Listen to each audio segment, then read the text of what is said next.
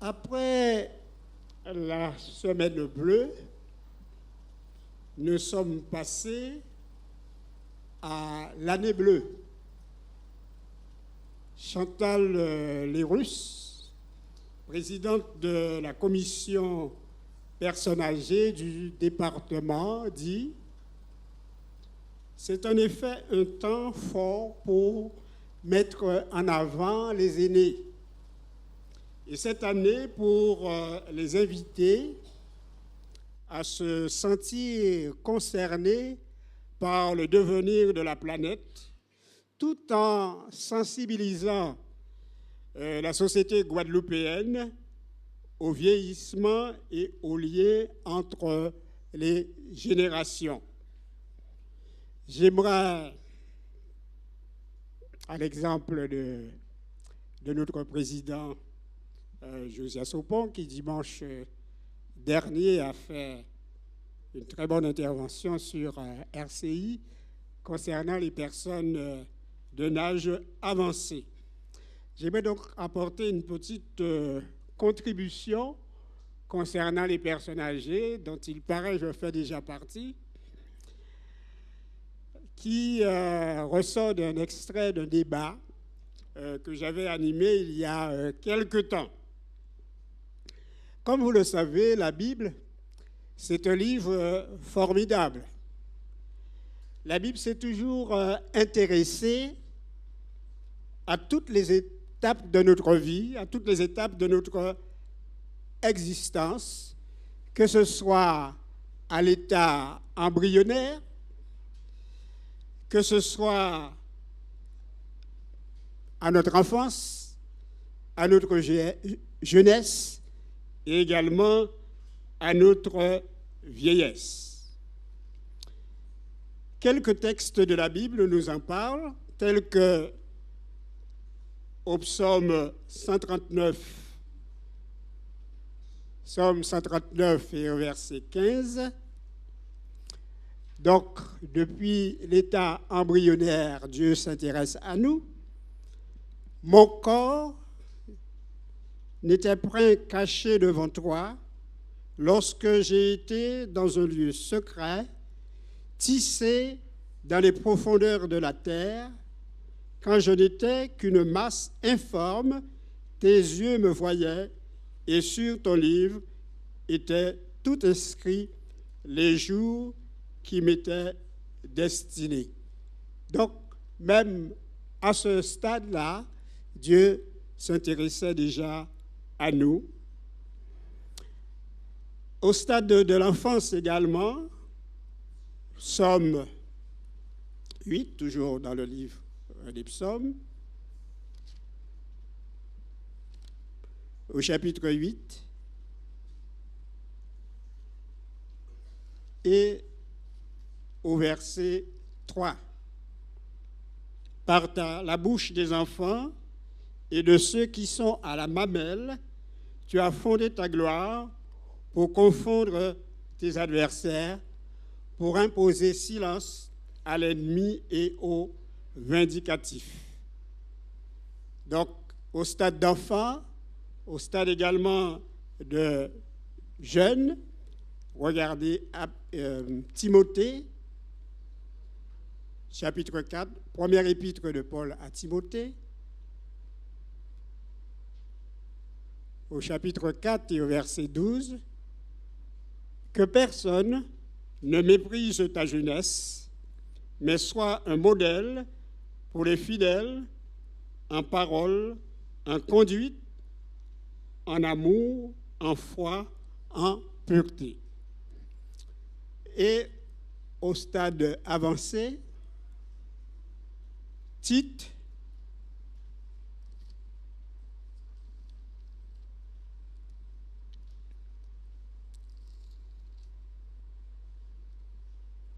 donc Tite, chapitre 3, non, pardon, chapitre 2,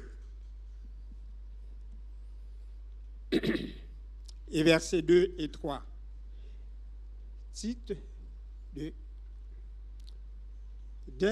Dit que les vieillards doivent être sobres, honnêtes, modéré, saint dans la foi, dans la charité, dans la patience, dit que les femmes âgées doivent aussi avoir l'extérieur qui convient à la sainteté, n'être ni médisante, ni adonnée aux excès de vin, qu'elles doivent donner de bonnes instructions dans le but d'apprendre aux jeunes femmes à aimer leur mari et leurs enfants, à être retenues, chastes, occupées aux soins domestiques, bonnes, soumises à leur mari, afin que la parole de Dieu ne soit pas blasphémée.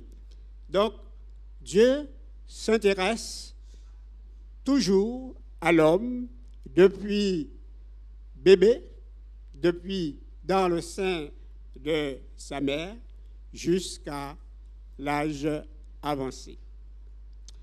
Donc, il ressort de plusieurs passages des Écritures que Dieu voudrait que ses enfants connaissent ou traversent une vieillesse, troisième âgé, senior, enfin, comme vous voulez. Prenez le terme qui ne vous choque pas. Donc, Dieu voudrait que nous puissions passer une vieillesse qui soit heureuse et utile, même dynamique, en dépit, bien sûr, des aléas de santé que nous pourrions avoir. Nous avons plusieurs passages qui en parlent. Nous pourrions retenir un des passages assez connus. Il s'agit d'Ésaïe.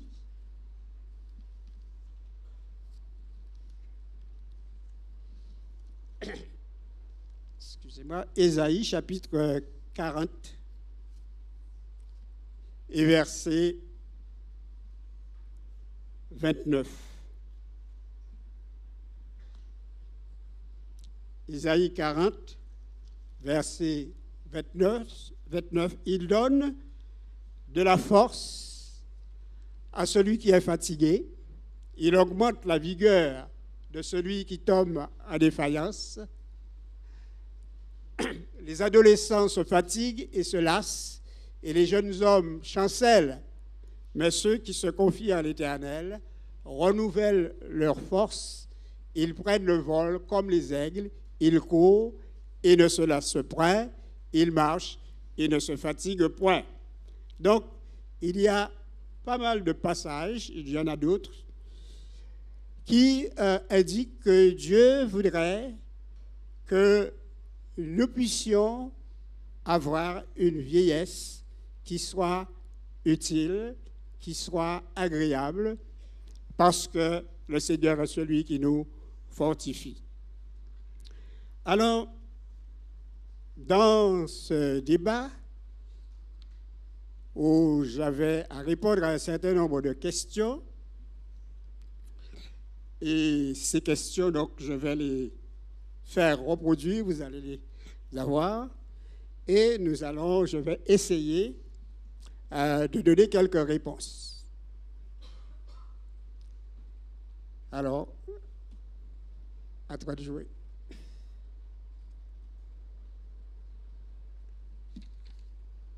Alors, c'est un exercice qu'on essaie de faire. Je ne suis pas trop habitué à cet exercice, mais j'espère qu'on va s'en sortir. Voilà.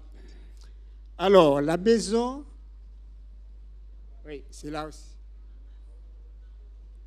Ah, d'accord. Oh. Vous voyez, le modernisme. Je vais m'habituer bientôt. La maison s'est vidée. Les enfants passent me voir quelquefois, mais je me sens seul. La solitude me pèse.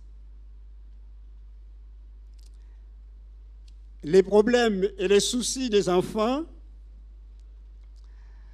me tracassent car ils représentent tout pour moi. Heureusement, il y a les réunions du mercredi et du dimanche pour me rendre un peu de joie et me faire oublier les problèmes de santé. Que faire pour retrouver l'harmonie, la sérénité au soir de ma vie? Donc voilà la première question qui est posée par rapport à cette situation.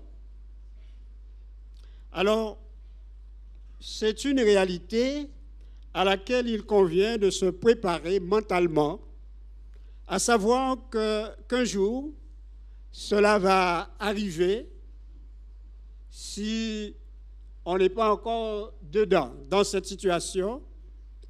Quelqu'un me disait qu'on ait eu un enfant ou qu'on ait eu plusieurs enfants, eh bien, un jour, on risque de se trouver seul et encore plus seul si un des conjoints vient à décéder.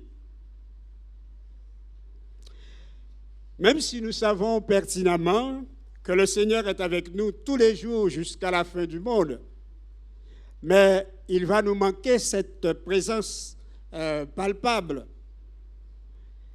Cela va de notre nature. Nous avons besoin d'une présence matérielle, palpable, pour sentir que nous ne sommes pas seuls.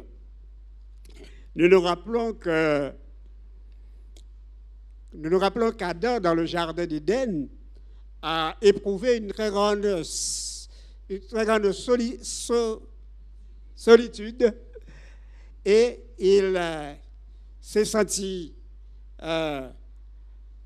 content, il est devenu content lorsque Dieu a pu lui donner Ève.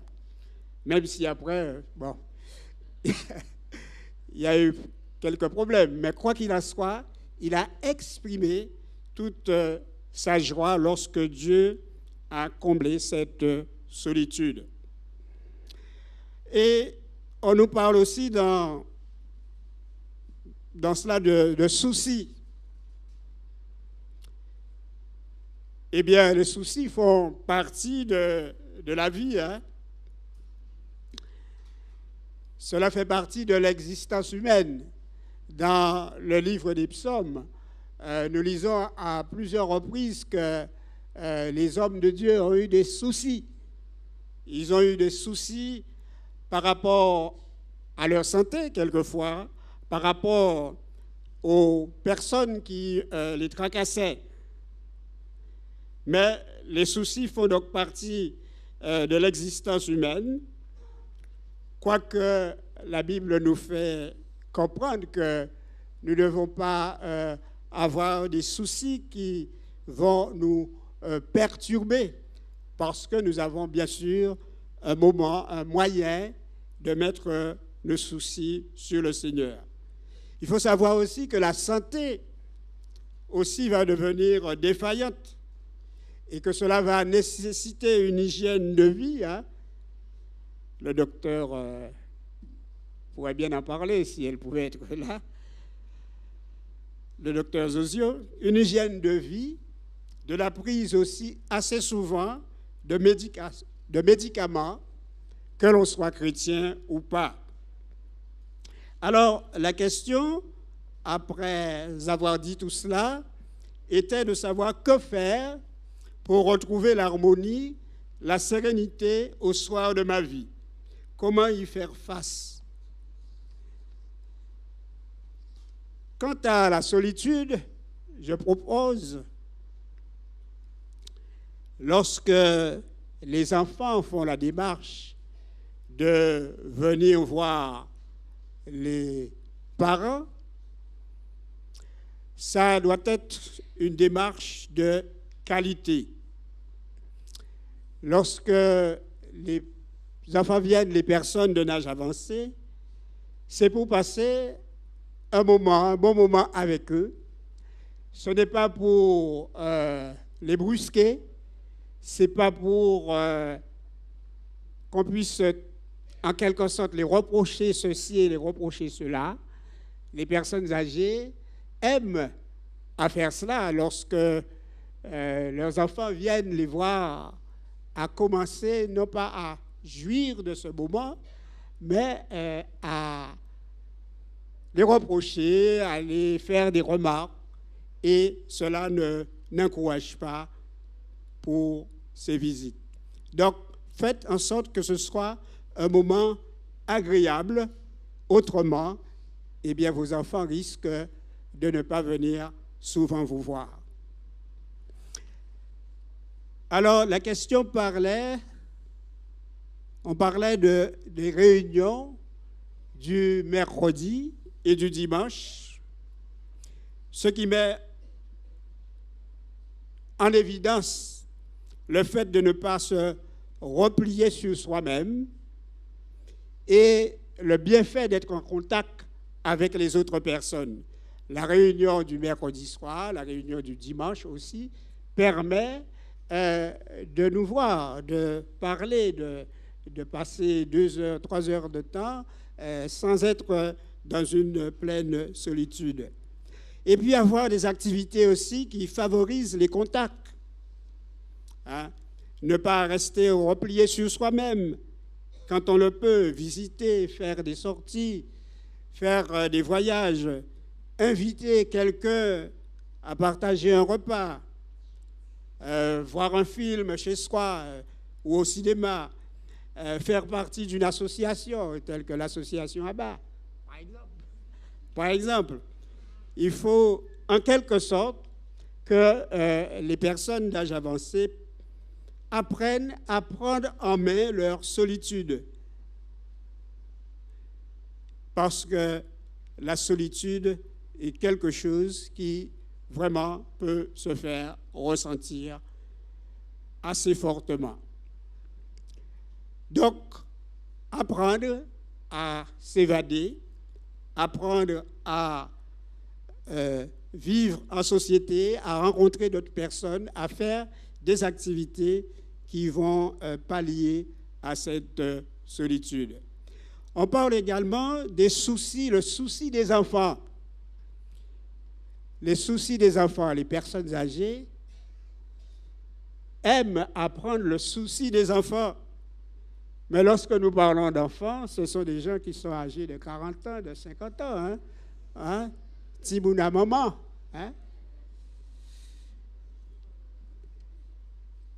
Nous devrions apprendre, je dis nous, nous devrions apprendre à les traiter comme des adultes, les laisser pour qu'ils puissent solutionner eux-mêmes leurs problèmes, tout au moins s'ils nous demandent de l'aide, leur apporter une aide. Il ne faut pas que nous soyons dans cette notion de parents sauveurs. Il faut qu'à tout prix que nous soyons là, que nous puissions mettre notre grain de sel.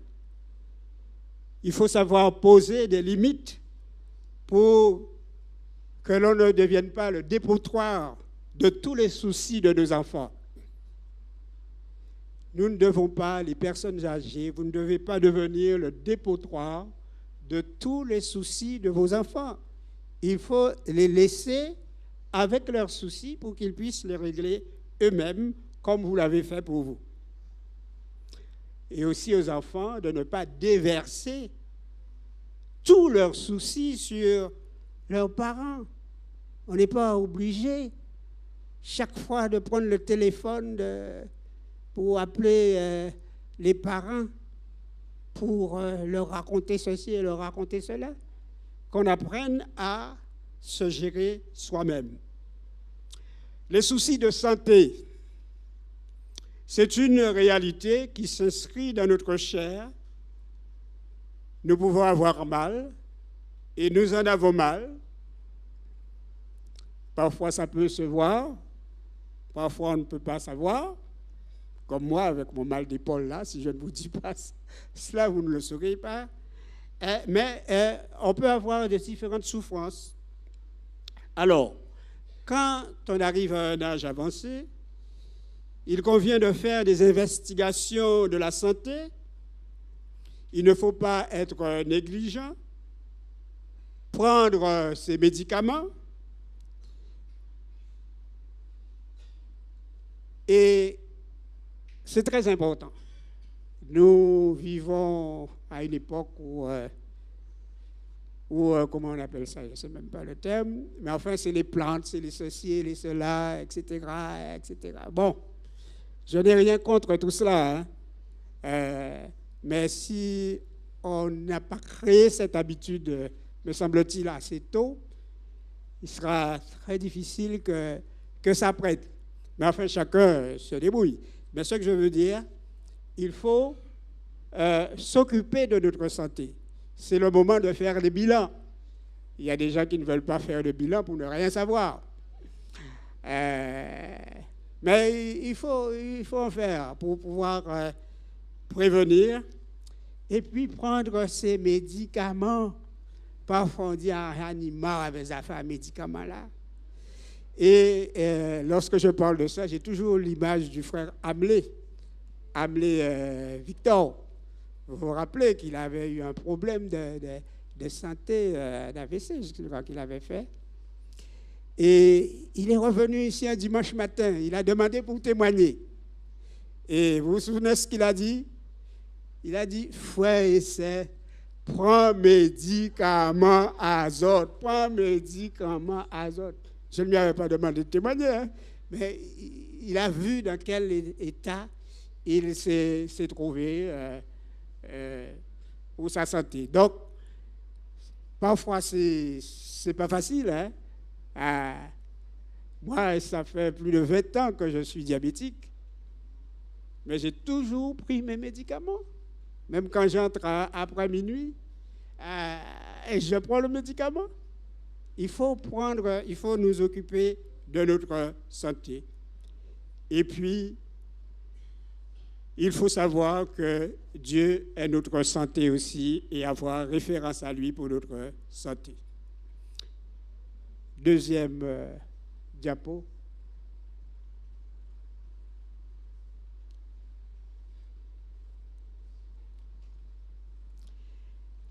Alors, depuis la mort de mon mari, je me sens extrêmement seul.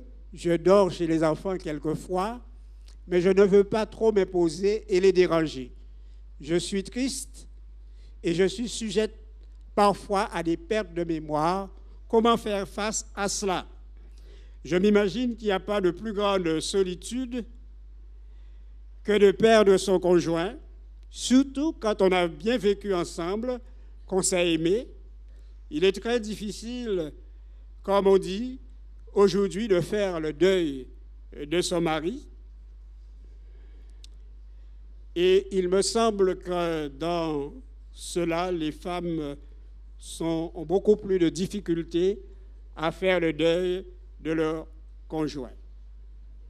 Alors, les enfants, lorsqu'ils ne vivent pas trop loin des parents, peuvent suppléer à cette solitude. Mais il ne faut pas en abuser, il ne faut pas s'accaparer d'eux, empiéter sur leur intimité. Il faut dire aussi que la tristesse est un sentiment normal, propre à tout être humain, et c'est une alerte sur notre sentiment, sur le sentiment du moment.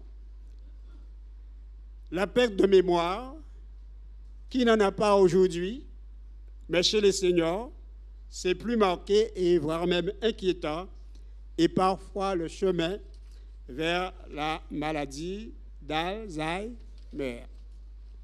Alors, comment y faire face? Quelques réponses.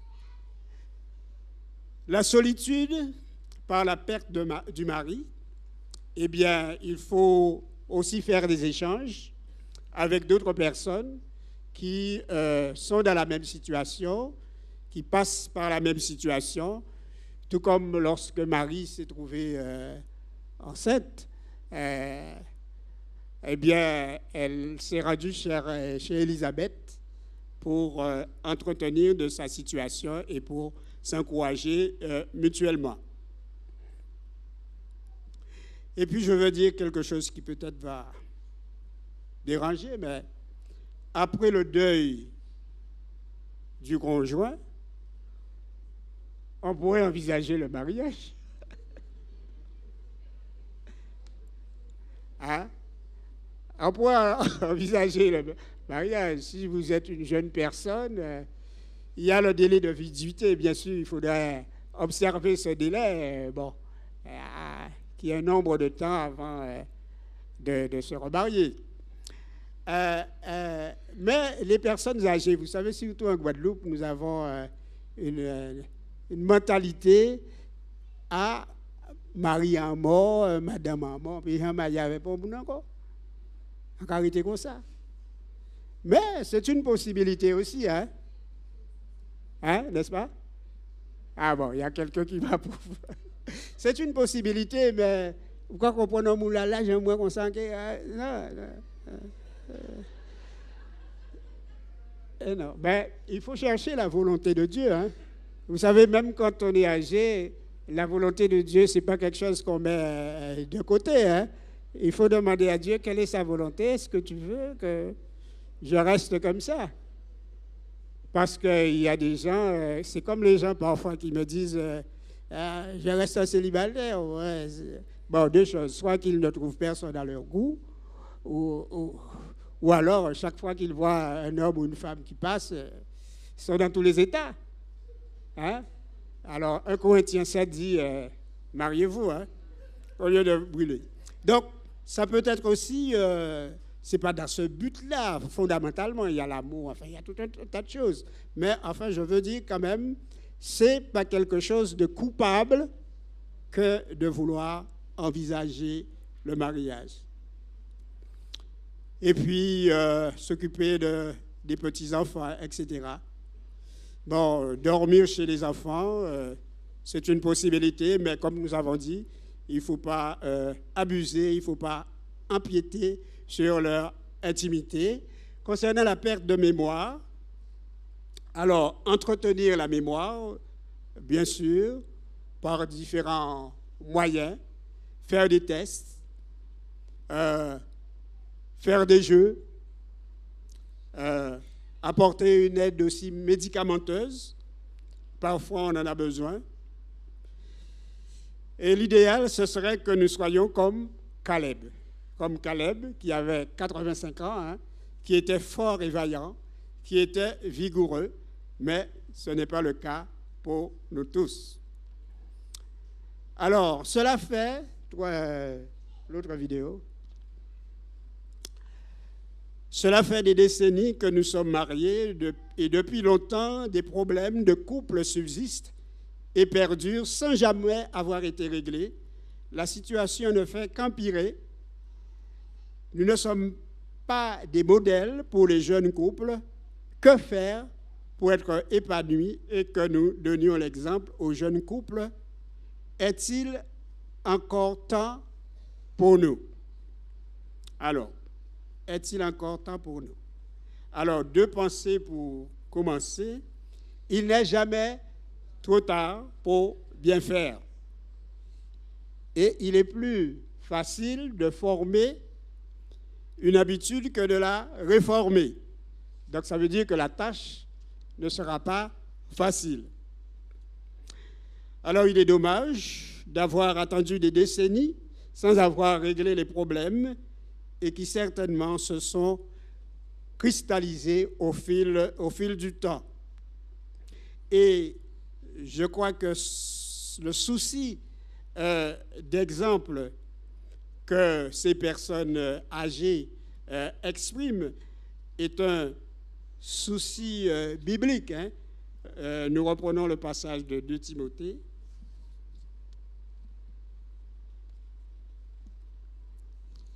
Tite, chapitre 2, verset 3, Tite 2, 3, dit que les femmes âgées doivent avoir l'extérieur qui convient à la sainteté, n'être ni médisantes, ni à donner au vin, qu'elles doivent donner de bonnes instructions dans le but d'apprendre aux jeunes femmes à aimer leurs maris et leurs enfants, etc., etc. Donc, à cet âge avancé, on a besoin d'être des exemples.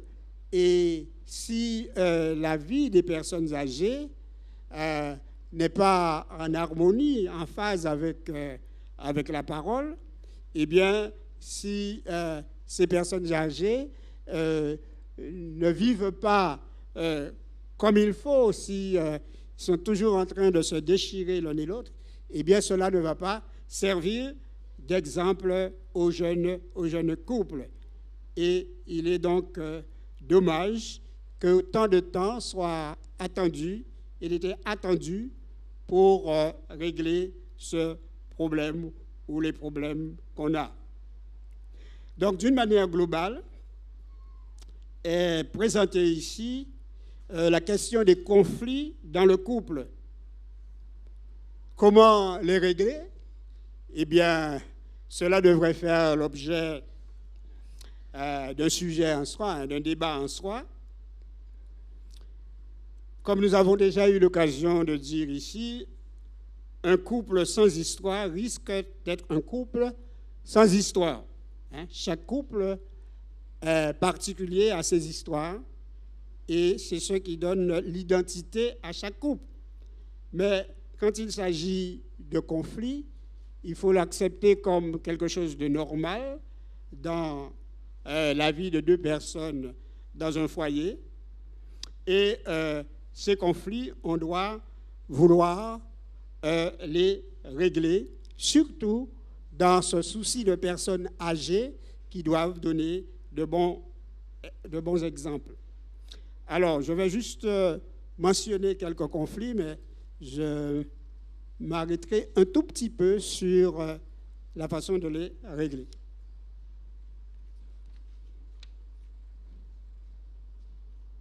J'oublie. Alors, les causes de conflit. Alors, des causes externes, contexte familial, logement, ça c'est valable pour tous les couples.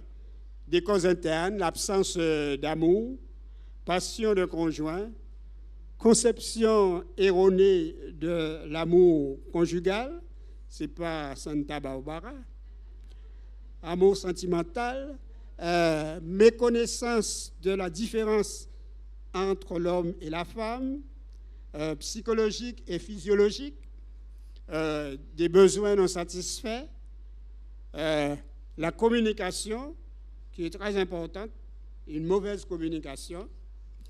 Et il faut donc, l'autre diapo,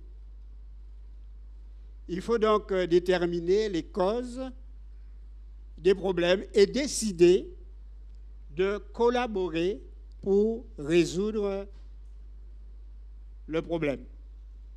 Et voilà rapidement quelques étapes. Il faut décider de traiter le conflit et se dire que ça ne peut pas rester comme ça.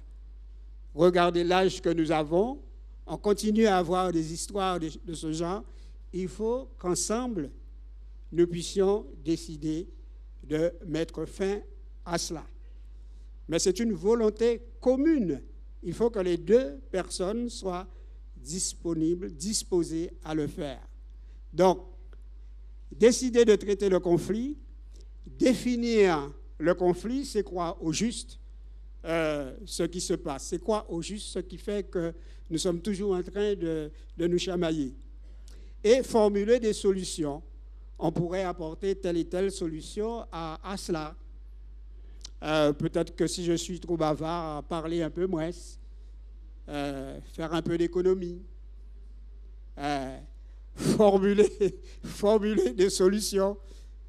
Qu'est-ce qu'on pourrait faire? Et sélectionner la meilleure, établir un plan d'application, évaluer et réviser la décision. Parce que nous voulons être des exemples.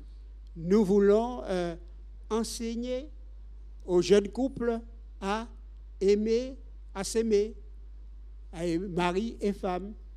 Et si nous vivons de la manière que nous vivons, eh bien, cela ne constitue pas un exemple, des exemples.